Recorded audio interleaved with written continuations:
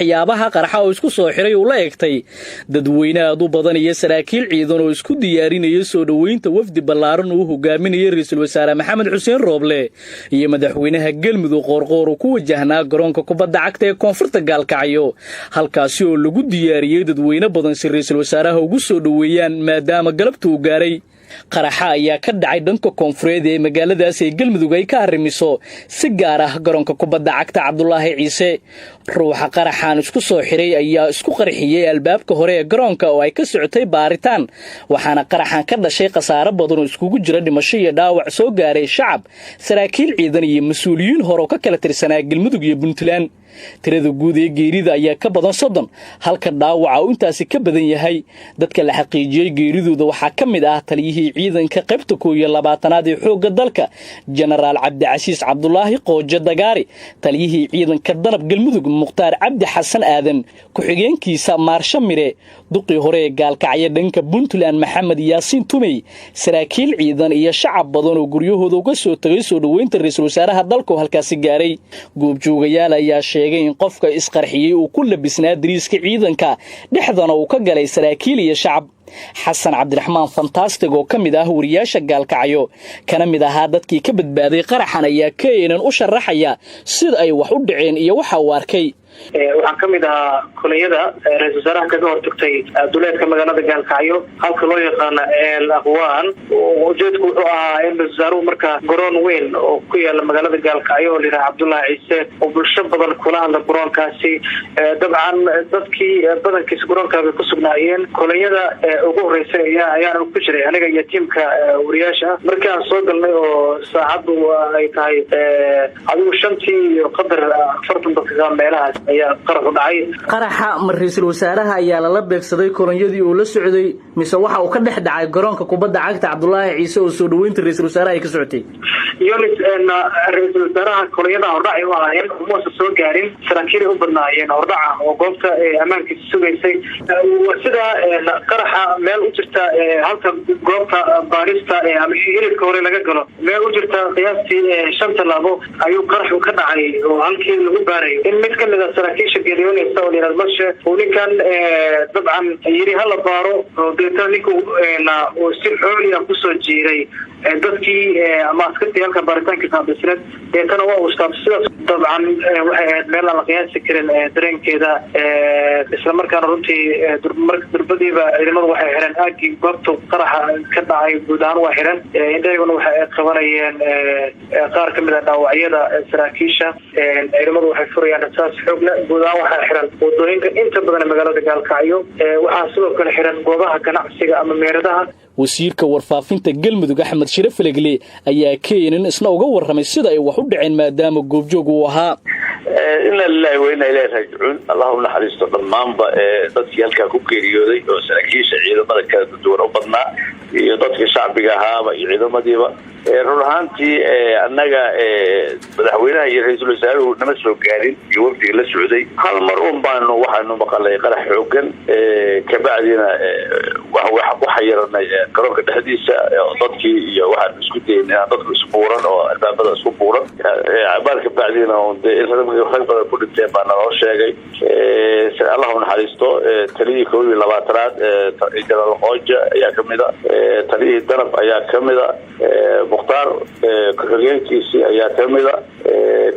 saraakiil kale oo qaybaha kala duwan ayaa kamid ah staafyo badan ayaa kamid ah marka dhamaantoodna Allahumma naxariisto shacabka ku jira marka sida koob sugan ma hayno laakiin halkaas mashaqo xoog ka dhacay liibaan cajiib xaaji wariyaha keenan ee Gaalkacyo ayaa waxaan ka wareystay xaaladda guud ee caawa magaalada Gaalkacyo waa maantahay yooniso xaaladda guud ee magaalada Gaalkacyo iyo caawa kaasan waxaana xiran wadooyinka guud ee magaalada Gaalkacyo ee xarunta gobolka Mudug mana jiraan wax dhaqdhaqaaq ah oo ka soconaya magaalada Gaalkacyo kadib qarax xoogan galabta ka dhacay afafka hore garoonka kubadda cagta Cabdullaahi Ciise ee magaalada Gaalkacyo halkaas oo ay ka socotay soo dhaweynta ra'iisul wasaaraha Soomaaliya oo galabta soo gaaray magaalada Gaalkacyo ee xarunta gobolka Mudug inta la xaqiijiyay 30 qof oo u badan ciidamada Israa'iil ciidan ayaa ku geeriyootay qaraxaas nidaamyada oo galabta ka dhacay afafka hore garoonka Cabdullaahi Ciise ee magaalada Gaalkacyo waa maantahay saraakiishan waxay hordhac u ahaayeen kolonyadii hogaaminaysay ra'iisul wasaaraha ilaa iyo hadda waxaa la xaqiijiyay in qaraxaasi ay ku geeriyoodeen taliyihii ciidamada 12aad ee dowladda federaalk Soomaaliya General Cabdicasiis Cabdullaahi Qooje, taliyihii ciidamada danab ee gobolada dhexe iyo ku-xigeenkiisa duqii hore degmada Gaalkacyo ee Puntland Maxamuud Yaasiin Jaamac Tumey iyo ciidamo badan oo banaanka joogay xilligaasi. sidoo kale waxaa jira dad shacab ah oo dhaawacyo ka soo gaaray kuwaas oo ku sugnaa afafka hore garoonka Cabdullaahi Ciise magaalada Gaalkacyo. qaraxa kadib ilaa caawa ayaa la sheegayaa in ciidamada ay ridayaan rasaas badan taas oo sababtay in dadka qaar ay ku dhaawacmaan waxaana xiran inta badan goobaha ganacsiga ee magaaladaas. madaxweynihii hore ee Galmudug Cabdikariin Xuseen Guuleed xildhibaano ka tirsan labada gole ee baarlamaanka Soomaaliya ka soo jeeda Galmudug siyaasiga Cabdiraxmaan Cabdishakuur ayaa ka tacsiiyay weerarkan dadka badan ay ku dhamaadeen. dhowr bilood ka hor qarax ismiidaamin ah oo ka dhacay Gaalkacyo ayaa waxa lagu dilay gudoomiyihii gobolka Mudug ee Puntland Axmed Muuse Al-Shabaab ayaana sheegtay mas'uuliyadda qaraxaasi. Ra'iisul Wasaare Rooble iyo madaxweyne Qorqoor oo galabta gaaray magaaladaasi ayaa ku sugan xarunta madaxtooyada gobolka Mudug.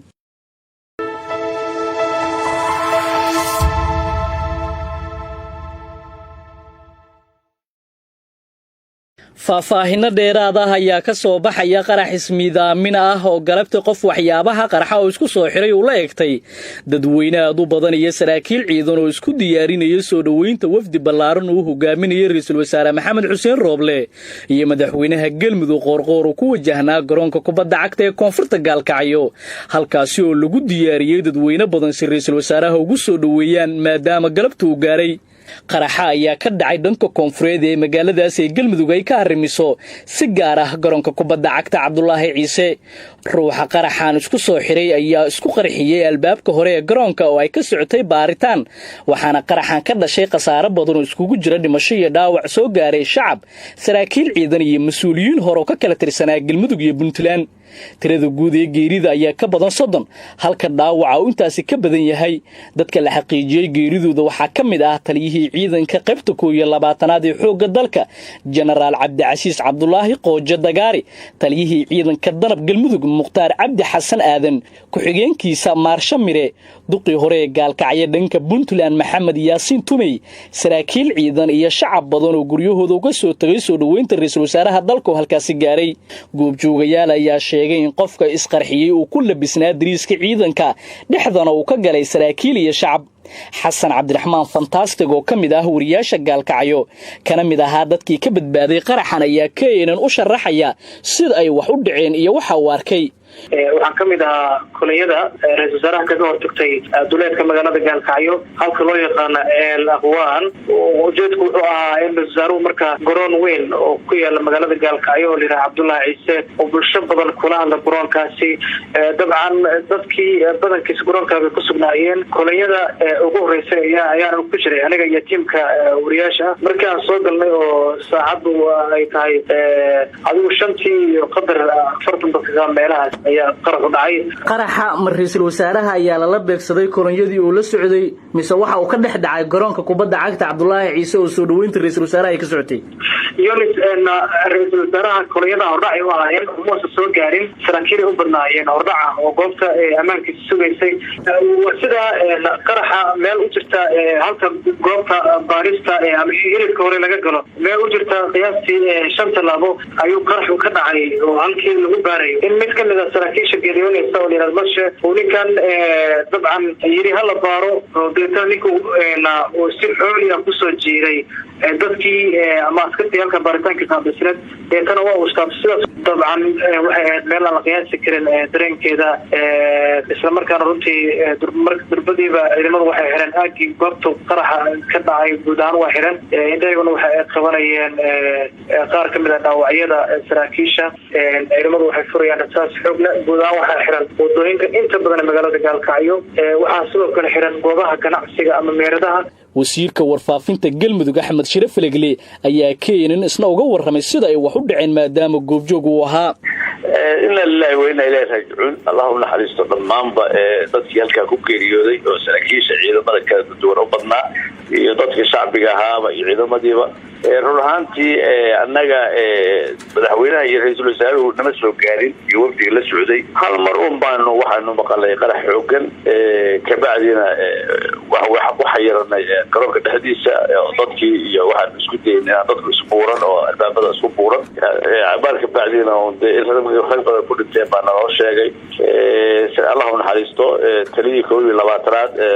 jalaal qooja ayaa kamida taliyii danab ayaa kamida mukhtaar ku-xigeenkiisii ayaa kamida saraakiil kale oo qaybaha kala duwan ayaa kamida istaafyo badan ayaa kamida marka dhammaantoodna allah u naxariisto shacabka ku jira marka tira koob sugan mahayno laakiin halkaasi mashaqo xoog ka dhacday liibaan cajiib xaaji wariyaha keenan ee gaalkacyo ayaa waxaan ka wareystay xaaladda guud ee caawa magaalada gaalkacyo waa maasan tahay yuniso xaaladda guud ee magaalada gaalkacyo iyo caawa kaasan waxaana xiran wadooyinka guud ee magaalada gaalkacyo ee xarunta gobolka mudug mana jiraan wax dhaqdhaqaaq ah oo ka soconaya magaalada gaalkacyo kadib qarax xoogan galabta ka dhacay afafka hore garoonka kubadda cagta cabdullaahi ciise ee magaalada gaalkacyo halkaasoo ay ka socotay soo dhaweynta ra-iisul wasaaraha soomaaliya oo galabta soo gaaray magaalada gaalkacyo ee xarunta gobolka mudug inta la xaqiijiyey 30 qof oo u badan ciidamo iyo saraakiil ciidan ayaa ku geeriyootay qaraxaasi nidaaminta oo galabta ka dhacay afafka hore garoonka cabdullaahi ciise ee magaalada gaalkacyo waa maasan tahay saraakiishan waxay hordhac u ahaayeen kolonyadii hogaaminaysay ra-iisul wasaaraha ilaa iyo hadda waxaa la xaqiijiyey in qaraxaasi ay ku geeriyoodeen taliyihii ciidamada 22aad ee dowladda federaalk soomaaliya jenaraal cabdicasiis cabdullaahi qooje taliyihii ciidamada danab ee gobolada dhexe iyo ku-xigeenkiisa duqii hore degmada gaalkacyo ee puntland maxamuud yaasiin jaamac tumey iyo ciidamo badan oo banaanka joogay xilligaasi sidoo kale waxaa jira dad shacab ah oo dhaawacyo ka soo gaaray kuwaasoo ku sugnaa afafka hore